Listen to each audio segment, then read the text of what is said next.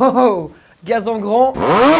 Bienvenue sur En Deux Roues. T'as 1000 € et tu veux une vraie moto. Pas une vraie brelle à 200 000 bornes. Pas un vélo avec un moteur. Pas une moto qui a un vrai traquenard. J'ai exactement ce qu'il te faut. Alors reste bien sur ce top. Aujourd'hui, on va voir les top 5 des motos à moins de 1000 € trouvables sur le bon coin et on vérifie ensemble. Allez, on commence tout de suite. Top 5. Hop. Attends. Dans ce top, on verra que des motos qui sont fiables, que tu peux acheter et qui seront ok. Il y aura peut-être quelques petits trucs à faire, mais ici, on est des débrouillards. On sait bosser avec nos mains, on sait réparer une moto, ou en tout cas, on a les bases. Donc oui, forcément, dans ce top, il y aura des motos difficilement trouvables en dessous de la barre des 1000 €. On en trouve, mais souvent, il y aura des petites choses à faire. De toute façon, une moto à moins de 1000 €, c'est compliqué à trouver de façon générale. Mais là, je t'ai sélectionné des pépites où tu peux y aller. Tu peux être à peu près sûr que ça se passera bien. Top 5. La Honda NTV 650 Reverie. Moteur V-twin de 650 cm3, refroidissement liquide. C'est clairement la même que la Deauville. C'est la version moins carénée. Ces motos, c'est d'une fiabilité, mais tu peux y aller en fermant les yeux, il n'y a pas de problème. Une moto comme ça, tu l'achètes à 100 000 km, elle t'en fait encore 100 000 de plus. 100 000 km,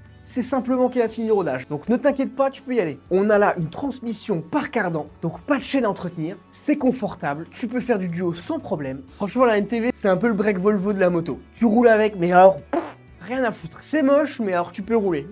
Voici la note en deux roues pour ce véhicule. Et allez, on va voir ce que ça donne sur le bon coin. Donc là, les gars, on est sur le bon coin. On fait une petite recherche pour la Honda, moins de 1000 €. Donc là, on a deux annonces sur toute la France. Bon, après, on fera une deuxième recherche avec la Deauville, parce que c'est clairement les mêmes motos. Donc là, on en a une 86 000 km, donc ouais, clairement, elle sort de rodage, celle-là. Qu'est-ce qui est là? Moteur tourne comme une horloge, consommation 5 litres 5 au 100. Réglage ralenti à faire sur un cylindre, ouais. Carrosserie en bon état, un coup sur le réservoir. Bon, ça va avec l'état et le prix.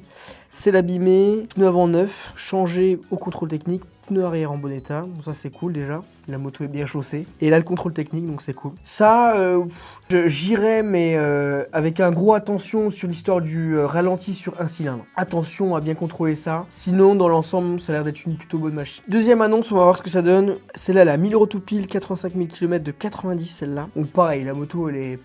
Elle sort du papier, elle est encore neuve là. Donc on a quoi? Contrôle technique ok, carte grise normale, tout en règle. Bah là typiquement 1000 €, elle est plutôt bien. Le mec a fait l'entretien et il connaît sa machine. Bah typiquement là-dessus là, vous y allez sans problème. Allez, on regarde aussi les Deauville juste pour voir ce que ça donne. Celle-là elle a 800 €, 45 000 km. Bon, les mecs qui mettent juste une photo comme ça, qu'est-ce que vous voulez qu'on fasse les gars, franchement? Donc elle est de 2000 celle-là. Frais effectués dessus, il a mis un embrayage renforcé, révision complète, kit de frein avant neuf, vidange cardan effectué. Ça, c'est déjà super cool. Le moteur tourne comme une horloge. Il effectue 200 km par jour avec. Elle a que 45 000. Carrosserie à revoir, CT à prévoir, CG à prévoir. J'en demande 800 €. Ça, bof les gars, n'y allez pas. Pourquoi? Parce que carte grise en retard, gros problème. Là c'est une moto typiquement, c'est trop compliqué pour une carte grise qui n'a pas été faite. Ça c'est vraiment relou. Personnellement je l'ai jamais fait, mais je sais que c'est beaucoup de problèmes. Le contrôle technique, bon ça on peut filouter toujours, hein, mais là du fait qu'il n'y ait pas la carte grise, c'est pas la peine. Allez, on en regarde une autre. Celle-là elle est à 550 €. Elle a quoi? 2003, bon état général, batterie neuve, joint spi changé. Bon celle-là typiquement, à votre place, moi j'appellerais 550 €, 2003, 70 000 km. C'est neuf. Qu'est-ce que je voulais que je vous dise? Non, franchement, celle-là, par curiosité, j'irai. Après, on n'a pas les informations de si le CT est bon, si la carte grise est bien présente, tout simplement. On ne sait pas s'il y a des frais mécaniques à faire dessus. Mais bon, dans le doute, moi, j'appellerai. Là, on en a une qui est pas trop mal. Alors, 1000 € et la Tour, une machine de 2000, et a 60 000 km. Le mec, il en veut 1000 €. CT et carte grise, ok. Donc, pareil, à prendre beaucoup d'informations, bien se renseigner sur ce que ça donne exactement, sur est-ce qu'elle a été filoutée ou pas, cette moto. On sait pas. À voir. Mais sinon, comme ça, elle a l'air assez propre. Bon allez, on passe à la moto suivante. Top 4. La 125 YBR de chez Yamaha. Alors celle-là mon gars, 2 litres au 100, est-ce que c'est bon pour toi? Ça c'est clairement une machine qui est ultra fiable, ultra économique, que ce soit en essence, en assurance, et clairement, si t'as pas le budget, enfin moi je pars du principe que si t'es prêt à mettre moins de 1000 €, que ce soit une 125 ou un gros cube, franchement tu t'en fous un peu. Pour moi, pour moins de 1000 €, c'est dire que t'as un budget qui est réduit et que tu recherches une machine pragmatique, prête à aller au boulot, prête à aller faire des bornes, mais sans te poser de questions. Donc pour moi, c'est clairement une réponse à ton besoin, la 125 YBR. Comme la Deauville qu'on a parlé précédemment, c'est clairement pas le genre de moto qui vont faire l'unanimité. C'est pas des motos très belles, mais clairement elles sont là pour faire le café. Donc cette YBR, elle est légère, prête pour la ville, la campagne, tu l'emmènes partout cette moto. Moins de 1000 €, t'en trouves quelques-unes et franchement en bon état. Mais à toi de bien vérifier. Alors on va regarder ensemble qu'est-ce que ça donne la 125 YBR sur le bon coin. Mais avant, on va regarder la note en deux. Alors la YBR, bah alors là on en a une pas mal. Une de 2011 pour 1000 € à 3195 km. Ah la vache. Alors d'après les photos déjà, elle a l'air propre. Bon, le réservoir, il a pris un sacré POC, là, a priori. Mais bon, pour 1000 euros, on peut pas trop se plaindre. Bah alors là, les gars, franchement, si ça, c'est pas une bonne affaire. Yamaha 126 YBR Custom, année 2011, 3195 km réels, pneus neufs, contrôle technique OK, à savoir bosse sur réservoir et jauge d'essence à contrôler. Bah ça, c'est parfait, les gars. Là, clairement, ça, c'est une super bonne affaire. T'as 1000 euros à mettre. Ça, pour rouler tous les jours avec, pas de problème. Là, vous pouvez y aller cash pistache. On a celle-ci à 850 € et 2005, 8500 km. Pareil, elle a pas beaucoup de kilomètres la machine. Ne démarre plus depuis juillet, problème électrique, pas le temps de m'en occuper. Bon, ça c'est un peu relou, c'est pas la portée de tout le monde, je reconnais.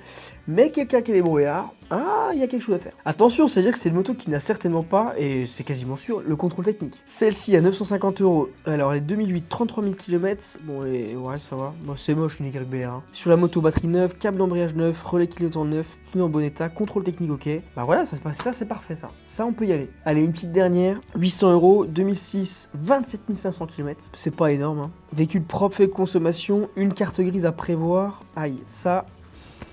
Moi, je vous déconseille d'y aller. Ça, c'est mort. Et on finit par une dernière. Celle-là, elle est à Exincourt 2005, 22 600 km, 850 €. La machine, elle est moche, mais c'est pas grave. Nous, ce qu'on veut, c'est rouler. C'était OK. Prévoir kitchen. Alors, bulle et top case offert, ça c'est cool.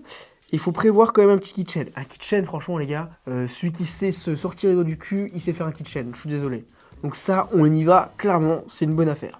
Allez, on passe à la moto suivante. Franchement, la prochaine moto, je suis sûr que tu t'y attends pas du top 3. La Suzuki 500 GSE. Je sais, j'ai pris vos foudres dans la dernière vidéo où j'expliquais le top 10 des motos sur lesquelles moi, en tout cas, je n'achèterai jamais ces motos. Donc cette moto, elle faisait partie du top. Cependant, il est vrai que cette moto, elle est trouvable à moins de 1000 € et que c'est relativement une moto qui est fiable puisque ça a été une moto utilisée en moto-école. C'est une moto qui peut prendre des bornes, c'est une moto légère, maniable, facile. En vrai, j'ai été un peu taquin avec elle. C'est sûr que personnellement, je maintiens mes propos, je ne l'achèterai pas, sous aucun prétexte, mais c'est quand même une bonne moto. Clairement, c'est moins sexy qu'un CB500, mais bon, ça fait le café, c'est une moto pragmatique. Donc voici la note en euros.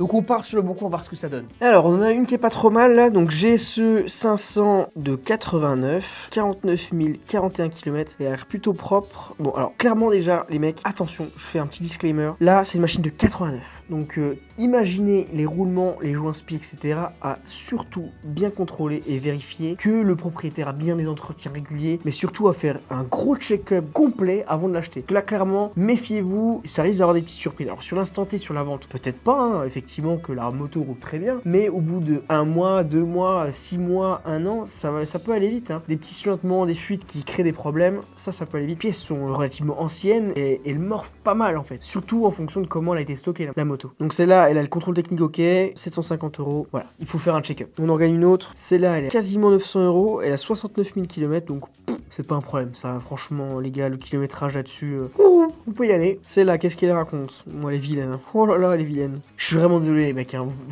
Moi, je suis pas très fan de ces motos-là. Elles sont géniales, hein, mais je les trouve vraiment pas belles. Donc, avant GSE 500 de 96, remise à neuf plusieurs fois. Ah, ça, c'est une bonne info. Très bon état général, 72 000 km. Entretien un jour, contrôle technique fait, nettoyage carbu, frein remis à neuf. Bah, ça, les gars, allez-y complètement. En plus, oui, c'est ça. C'est que c'est des machines à carbu. Et les carbus, ça merdouille de temps en temps. Donc franchement, ne vous faites pas avoir. Et ça, typiquement, ça c'est une bonne annonce. C'est clairement une bonne annonce. Et enfin, allez, une dernière petite annonce où je vous montre que c'est possible d'avoir une GSE 500 à moins de 1000 €. On a celle-ci. Donc les photos, c'est pris un peu avec le cul, mais c'est pas grave. Donc voilà, c'est une GSE 500. Elle a l'air plutôt propre. La peinture est... Bon, faut aimer. Comme je vous ai dit, moi je suis pas très fan. Mais c'est pas grave. Chacun trouve son bonheur dans sa moto. Hein. Et c'est clairement subjectif d'ailleurs. Donc celle-là, elle a 62 000 km de 90. Donc une fois encore, bien contrôler tous les éléments, roulement, guidon, etc., etc. Les câbles surtout, que ça a de l'âge. Hein. Donc celle-là ferait effectuer pneus avant, arrière, bougie, tout d'origine à part le pot d'échappement, contrôle technique fait, frais à prévoir, disque de frein avant. Ça les gars, en vrai, très bonne annonce, disque de frein avant. C'est pareil, si t'es pas trop douteux, tu sais faire un disque de frein avant. Quoi. Donc, bonne affaire. Allez, on repasse à la moto suivante. Top 2, la Honda CBF 125. Donc comme la YBR tout à l'heure, clairement on parle d'une 125, mais c'est parce que c'est pragmatique comme choix. Pareil, là on est sur une moto ultra fiable, encore plus fiable que la 125 YBR, ultra économique. Là on est sur 3-4 litres au 100, même pas. Assurance, laisse tomber. C'est un modèle que tu trouves facilement en dessous de 1000 €, qui se revend facilement, il y a vraiment de la demande sur ce modèle. Sur le marché, on retrouve beaucoup de pièces, c'est un modèle qui est répandu. C'est la meilleure moto pour rouler sans se ruiner. Alors voici la note en 2 roues. Et allez, comme d'habitude, on va aller voir le Bon Coin. Cette fois-ci, on se retrouve pour la 125 CBF, donc moto que j'affectionne tout particulièrement grâce aux mecs de Colombie qui font des super belles roues arrière avec. Ils sont complètement tarés, les mecs. Je sais pas comment ils font, mais ils sont très forts. Petit extrait.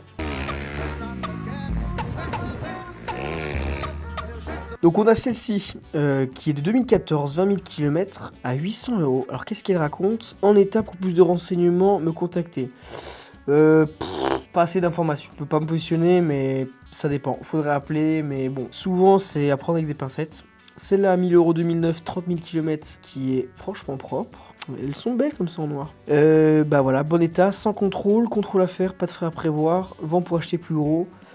Je pense qu'on peut trouver encore mieux comme annonce. Alors celle-là qui est de 2010, 4700 km à 1000 €. Deuxième main, contrôle technique ok. Bah voilà, ça typiquement, il n'y a pas beaucoup d'informations, bien faire un bon contrôle en achat, mais ça typiquement, bonne affaire. Enfin, bonne affaire. Ça rentre dans ce qu'on attendait de la moto. On a celle-ci donc à la Roche-sur-Yon, 2012, 16 000 km à 800 €. Moto en possession depuis bientôt un an, acheté uniquement pour m'aider avant de passer le permis moto. Moto à réviser, donc il y a une petite révision à faire, mais pour 800 €, je trouve que c'est honnête. C'est pas des motos qui valent très cher en entretien, donc pourquoi pas. Ce qu'on sait pas par contre, c'est si elle a le contrôle technique ou pas. Et ça peut décider. Et s'il y a bien les papiers à jour. Ça, c'est très important. Mais potentiellement, ça peut être une bonne affaire. Allez, on passe à la moto suivante.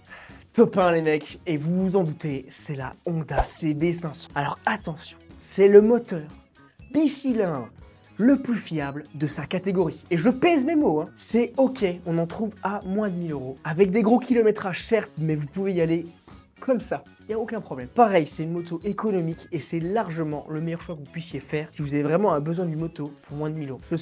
Je vous conseille sincèrement la CB500 de chez Honda. C'est clairement la référence. Pour apprendre, c'est la meilleure. C'est une Honda, elle est comment? Elle tombe toute seule sous la main. Elle est maniable cette moto, elle a tout pour plaire. Franchement, je vous la conseille sincèrement. Voici la note en 2 roues et on se retrouve une dernière fois pour vous montrer les annonces existantes sur le Bon Coin. Allez, c'est parti. Bon alors les CB500, c'est clairement le meilleur choix, mais attention, il y a à boire et à manger sur le Bon Coin. On va voir ça ensemble. Alors on a cette première du coup, la Honda CB100 de 97, 43 000 km à 1000 €. Une belle couleur, les mois. Moto idéale pour débutants, nanana. C'était sans accroc, impeccable. Toutes les pièces d'origine disponibles et remises avec la moto. Bon état en fonction de l'âge du véhicule. En plus c'est négociable. Bah franchement les gars, là ça me paraît être une bonne affaire. Après, bien sûr, encore une fois, il faut bien contrôler la moto, bien sécuriser l'achat en demandant bien le certificat de non-gage, en prendre le maximum de renseignements sur la moto. Donc il y a plein de choses à prévoir quand même. Mais de prime abord, ça a l'air d'être pas trop mal. Là, typiquement, j'ai une annonce où je vous déconseille d'y aller. C'est les motos qui ont été modifiées comme celle-ci. Alors effectivement, elle est mignonne, hein, elle est belle. Hein. Donc modifiée en café racer à 70 000 km, etc. pour 600 €.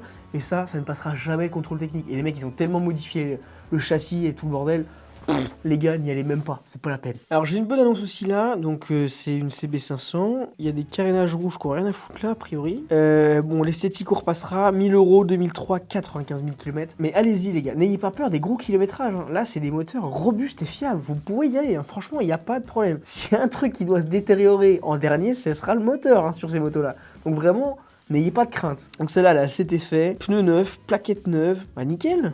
Voilà, pareil, moto à contrôler, etc. En plus, le mec, il a mis à débattre. Bonne affaire. En tout cas, ça rentre dans conditions de moins de 1000 €. Et je trouve que ça répond typiquement aux besoins d'une personne qui a un petit budget. J'en profite, les gars, pour vous dire de vous abonner et de liker cette vidéo. C'est clairement ce qui peut me mettre en avant et m'aider dans cette carrière, entre guillemets, YouTube. En tout cas, ça me fait très plaisir de faire ces vidéos. Donc, n'hésitez pas à me faire vos retours et ce que vous en pensez aux commentaires. Et surtout, n'hésitez pas à me dire en commentaire si vous voulez un épisode 2, les mecs. Ceci étant dit, on passe à la conclusion de cette vidéo. Clairement, mon conseil, si t'as moins de 1000 €, fais des bonnes recherches sur le Bon Coin avant de prendre une moto à moins de 1000 €. Forcément, il faut s'attendre à ce qu'il y ait des petites merdes, des petits problèmes, des petites choses à refaire, d'accord? En revanche, si tu t'en sens capable, mais banco, gars, vas-y clairement. Objectivement, je te déconseille tout ce qui est des marques du genre Aprilia, Ducati, KTM. Si jamais tu trouves des modèles à moins de 1000 €, attention, on n'est pas sur des japonaises, c'est une fiabilité plutôt différente et relative, des moteurs différents, en tout cas pensez différemment. Donc je te conseille de prendre un peu de recul par rapport à des modèles comme ça. Pas vraiment sur des japonaises fiables et surtout qui font partie de ce top où il y a moins de risques. En tout cas, les 5 modèles les moins risqués si tu pars sur une moto de moins de 1000 €. Donc je te laisse voir, je te laisse faire tes recherches. Et moi je te dis à bientôt mon loulou. Allez, gaz en grand, c'était en 2 roues, à une prochaine.